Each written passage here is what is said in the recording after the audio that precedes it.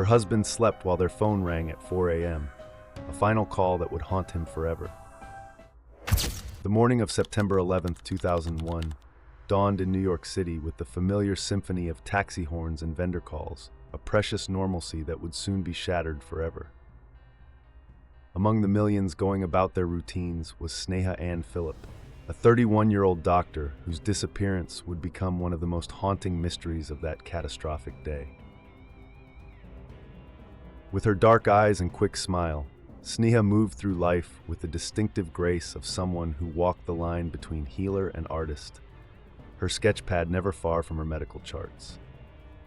That final evening of September 10th, Sneha's footsteps echoed through the marble halls of Century 21, the department store casting long shadows in the waning summer light.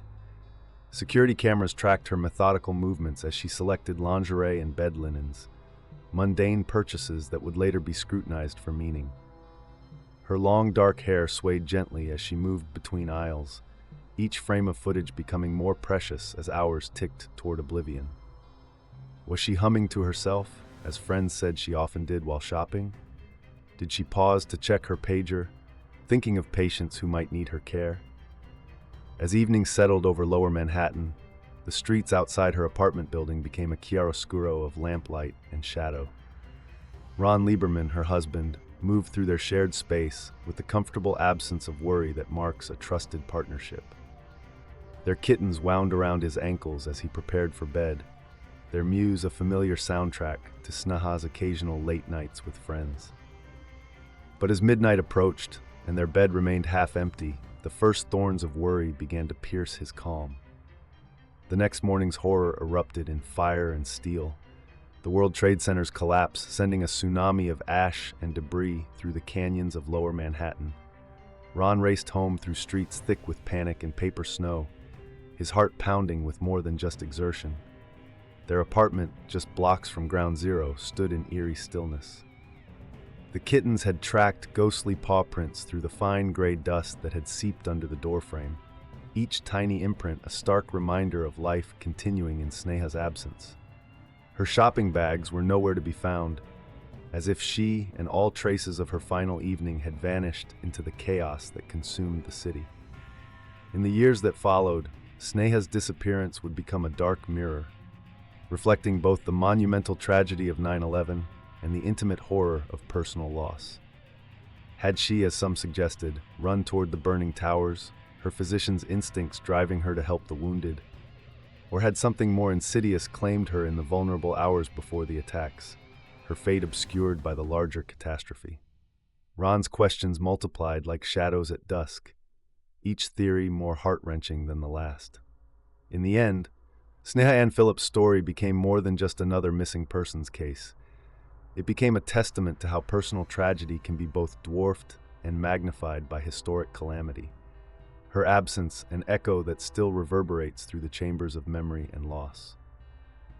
As investigators peered into Sneha Ann Phillip's last known movements, they found only fragments of a life about to vanish. That September evening, she left her Battery Park apartment and stepped into Manhattan's familiar pulse. Security cameras at Century 21 captured her last confirmed moments. Simple, everyday acts of shopping that now held the weight of tragedy. Then, like a magic trick gone wrong, she stepped off camera and into mystery. Her shopping bags, filled with new linens and clothes, became another piece of the puzzle. They never turned up in her apartment or anywhere else in the city. It was as if the night had swallowed them whole, along with their owner. The streets of Lower Manhattan, still buzzing with life after sunset, held their secrets close. The witness accounts came in whispers and maybes. One person remembered a woman who looked like Sneha standing beneath a stuttering streetlight near her building. Another recalled distant voices carried on the wind, sharp words, then silence. But like morning dew, these testimonies evaporated under closer inspection. For Ron Lieberman, her husband, that morning of September 11th began with a simple assumption. Sneha had come home late while he slept. But when he finally reached their apartment through the chaos of that terrible day, her absence hit him like a physical blow. The space where her vibrant presence should have been yawned empty, a void that grew with each passing hour. The questions multiplied like shadows at dusk. Each possibility seemed worse than the last. Had someone stalked her through those familiar streets? Had violence found her in the darkness, her cries lost in the city's nocturnal chorus? Ron's mind tortured him with images of his gentle, caring wife facing unknowable horrors alone. The devastation of 9/11 cast a dark shroud over every theory. Had someone taken advantage of the impending chaos, knowing their actions would be buried beneath the day's catastrophic events? Or had Sneha met a simpler, if equally tragic fate in the collapse that shook Lower Manhattan to its foundations? The truth remained elusive, wrapped in layers of uncertainty and dread. Sneha's disappearance became a shadow story running parallel to the larger tragedy, an intimate mystery playing out against the backdrop of historic devastation. In the end, all that remained were questions, each one echoing through the hollow spaces where answers should have been. As Manhattan struggled to breathe through the dust of fallen towers, Sneha Phillips' disappearance became a ghostly echo in the chaos. The timeline investigators pieced together was full of holes, each fragment of evidence leading only to darker questions. Ron Lieberman found himself lost in a maze of maybes, clutching at shadows of his missing wife. There was that haunting phone call at 4 a.m. on September 11th, their home number flashing on his phone, unanswered. Ron would replay that moment countless times in his mind, tortured by possibilities. Was it Sneha, trying one last time to reach him? The silence on the other end became another wound that wouldn't heal. The security footage from that fateful morning added another layer of mystery. At 8:43 a.m., minutes before the first plane hit, cameras caught a woman who looked like Sneha entering their apartment building's lobby. She paused, then vanished back into the street. Ron spent hours studying that grainy figure, searching for something familiar in the way she moved, the tilt of her head, anything to confirm it was his wife. Some found comfort in believing Sneha had rushed toward the burning towers, her doctor's instincts driving her to help. It fit the woman they knew, compassionate, dedicated, always ready to heal. But as workers sifted through the rubble, recovering fragments of thousands of lives, nothing of Sneha emerged. No scrap of clothing, no trace of DNA, nothing to anchor her to that terrible morning. The police, drowning in post-9/11 cases, began pushing a different story. They dug into Sneha's past, unearthing a misdemeanor charge and a lost job, painting her as someone who might have wanted to disappear. Ron felt sick at their implications. The woman they described was a stranger to him, not the warm, complex person who filled their home with sketches and dreams of the future. Each theory brought its own flavor of pain. Had someone followed her from Century 21, waiting for darkness? Did she encounter violence in those final hours before the world changed? Or had she somehow chosen to vanish, using the tragedy as cover? The missing shopping bags, the mysterious phone call, the woman in the lobby. Each detail seemed to whisper part of an answer that stayed just out of reach. For Ron, the not knowing carved a hollow space in his chest that nothing could fill. He carried Sneha's absence like a weight, heavy with questions that might never find their answers. Time didn't soften the mystery of Sneha Phillips' disappearance. For Ron Lieberman and her family, each passing year only carved their loss deeper.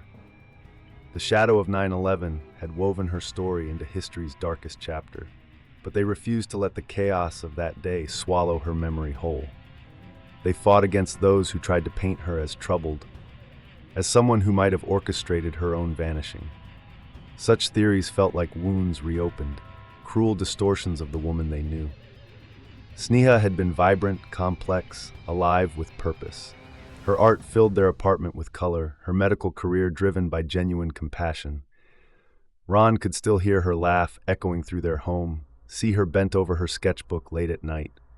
The city that had promised them so much now held its secrets close. Investigators circled back to witness statements, studied grainy CCTV footage until their eyes burned, searching for any detail they might have missed.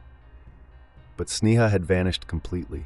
No body, no belongings, not even her Century 21 shopping bags ever surfaced.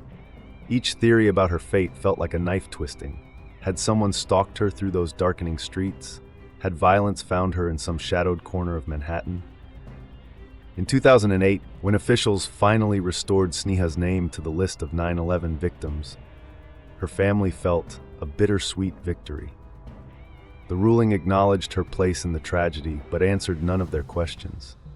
Had she truly rushed toward the burning towers, her doctor's instincts pulling her toward those who needed help?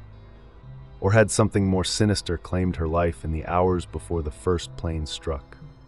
Ron lived with these questions like chronic pain. He remembered how she'd curl up next to him on Sunday mornings, how her eyes would light up when she talked about her patients, the way she'd hum while getting ready for work. These memories were treasures he guarded fiercely against the darkness of uncertainty. Her family joined him in this vigil of remembrance. They shared stories of her kindness, her determination, her dreams for the future. They fought to keep her memory untainted by speculation and rumor. Sneha was more than another 9/11 mystery. She was a daughter, a sister, a healer who had touched countless lives. The truth of her fate remains locked in the chaos of that September morning. But for those who loved her, Sneha lives on in the space between heartbeat and memory, her absence a testimony to love's endurance in the face of unknowing. Want to dive deeper into unsolved mysteries like Sneha's? Hit subscribe now and become part of our investigative community.